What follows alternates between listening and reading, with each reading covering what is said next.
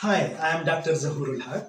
In today's lecture, we will explore classical conditioning by Ivan Pavlov, one of the most important learning theories in psychology. I will explain key terms, Pavlov's famous dog experiment with simple real life examples to help you understand how learning happens through association. Stay with me till the end to see how this theory applies in education. Now, coming back to the topic, there are some key terms. First one is learning. Now, what is learning? Learning is relatively permanent change in behavior that occurs as a result of experience or practice. A child learns to say thank you after hearing it repeatedly.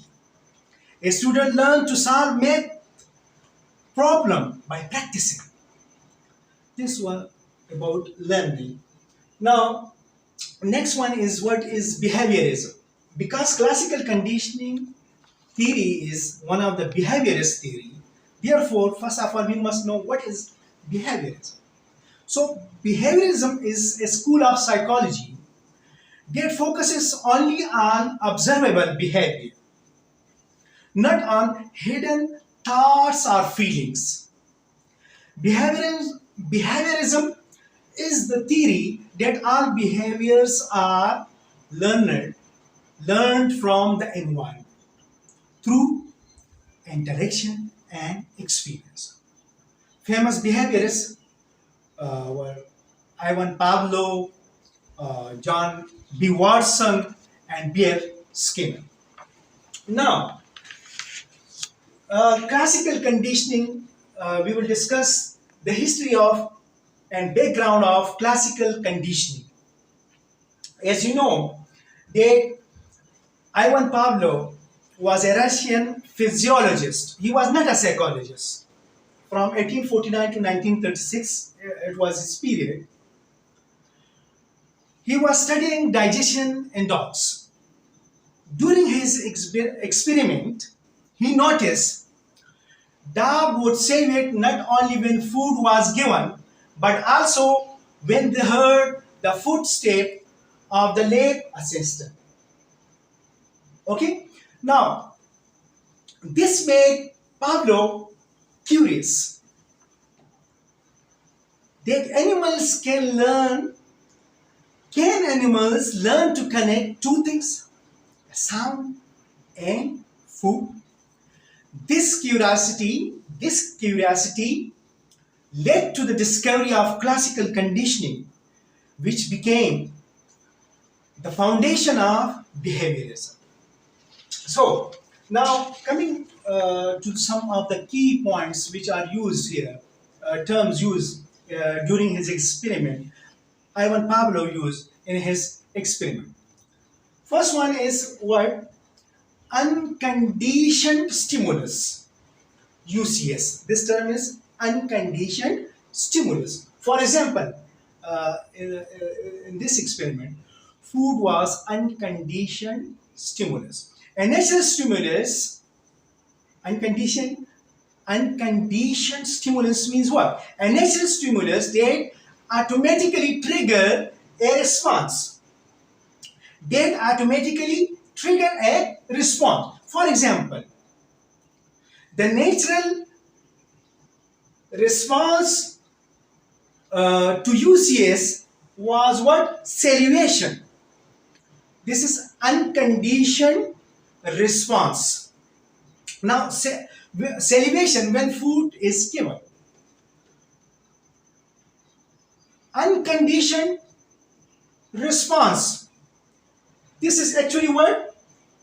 Unconditioned stimulus, and the response is what? Salivation. Natural response. That is natural stimulus, and this is actually what? Natural response. That's why it's called unconditioned. Now, conditioned stimulus, and here the bell is neutral stimulus. I will explain it to you further as I go. Now, the other term which is used, that is conditioned stimulus. As previously, neutral stimulus date became meaningful after being paired with unconditioned stimulus. Now, conditioned stimulus is what? Like this one. This is neutral stimulus. A previously neutral stimulus, like for example, this bell is here, actually what? A neutral stimulus. Date becomes meaningful after being paired with unconditioned stimulus. Now here it is now become what? Meaningful. So the sound of a bell which was originally here had no effect, no response. So here now, this is now meaningful. This condition stimulus is actually what here? Now meaningful. Because the response is here what? Salivation. So, moving forward, if we move forward and just see what was actually this experiment. Once again, I would like to revise it for you. Before conditioning, this is actually what? Before conditioning. Food which was UCSN, it means it was unconditional naturally, causes salivation.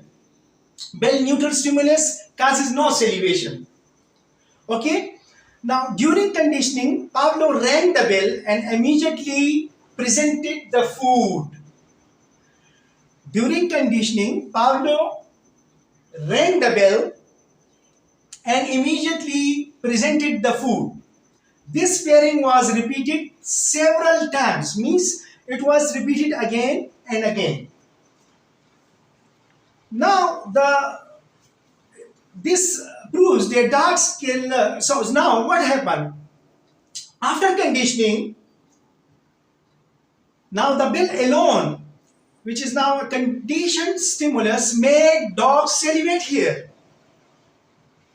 Even when no food was given. Here no food was given, but the bell alone made the dog salivate. This proves that dog can learn through association. Here Pavlov proved that dog can learn through association, and a neutral stimulus becomes powerful when paired with something meaningful. Now if we take one of the real life example, like examination causes stress and nervousness. Over time, even the sight of the exam hall can make students anxious even before the commencement of exam. So whenever we say that what is even then we can say that where this is applied, in normal, so we can apply it in our schools. We can apply it in our school. Widely used in education, teacher use positive association to motivate learning. It can be used in therapy as well, and advertisement in daily life. But because actually I am talking about education, so a teacher can use it during the learning process to motivate students. So, for example, praising students during a lesson could motivate him and can make this teaching and learning more enjoyable to him. Similarly, if I concluded, Pavlov theory shows learning happens through association. A neutral stimulus, when paired with a meaningful stimulus, can eventually trigger the same response. In simple words, we can learn to connect one thing with another if they occur together again and again. So this was my topic. Hopefully you have learned it. If you have any question, any query, you can ask in the comment section. Thank you very much. Allah Hafiz.